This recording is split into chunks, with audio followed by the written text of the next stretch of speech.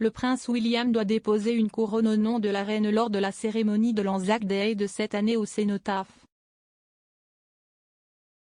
La tâche au nom de la reine était auparavant exercée par le prince Harry. Le duc de Cambridge déposera une gerbe lors de la cérémonie du 25 avril avant de se souvenir des Australiens et des Néo-Zélandais qui ont perdu la vie dans le conflit en assistant à un service d'action de grâce à l'abbaye de Westminster. Quelques 300 à 400 militaires, anciens et actifs, leurs familles et des membres d'associations d'anciens combattants se rassembleront au cénotaphe pour le dépôt de gerbes. Il est devenu habituel pour les autres membres de la famille royale de déposer la couronne au nom de la reine ces dernières années. Le duc de Sussex, qui vit en Californie avec Meghan Markle après avoir quitté ses fonctions royales en 2020, a joué le rôle en 2016 et 2018. Harry a également assisté au service à l'abbaye de Westminster en 2019 jours avant la naissance de son fils Archie. Le service religieux traditionnel dans l'abbaye comprendra une allocution du doyen de Westminster, des lectures des hauts commissaires néo-zélandais et australiens, des prières lues par des enfants de chaque pays et une waiata maori interprétée par le Ngati Ranana London Maori Club. Les deux événements du 25 avril suivront un service à l'aube à Wellington Arch au Hyde Park Cornet de Londres, auquel assistera le cousin de la reine, le duc de Gloucester.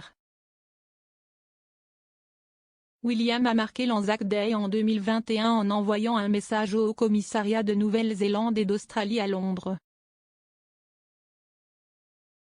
Il a déclaré « Aujourd'hui, nous sommes unis pour réfléchir non seulement à leur sacrifice, mais aussi à leur courage, à leur sens du devoir et à leur célèbre esprit indomptable. » Le duc était en voyage de 2 jours en Nouvelle-Zélande en 2019 pour honorer les victimes de l'attaque terroriste de Christchurch et a déposé une couronne lors d'un service commémoratif de l'Anzac Day à Auckland.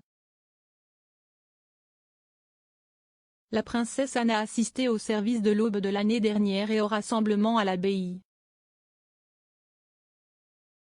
Le 25 avril commémore l'anniversaire du début du débarquement de Gallipoli pendant la Première Guerre mondiale et est une journée nationale de commémoration pour l'Australie et la Nouvelle-Zélande. Des milliers de soldats de l'Anzac, des corps d'armée australiens et néo-zélandais, sont morts lors de la malheureuse campagne de Gallipoli en 1915. Des vagues de forces alliées ont lancé une attaque amphibie sur la péninsule turque stratégiquement importante, qui était essentielle pour contrôler le détroit des Dardanelles, la route cruciale vers la mer Noire et la Russie.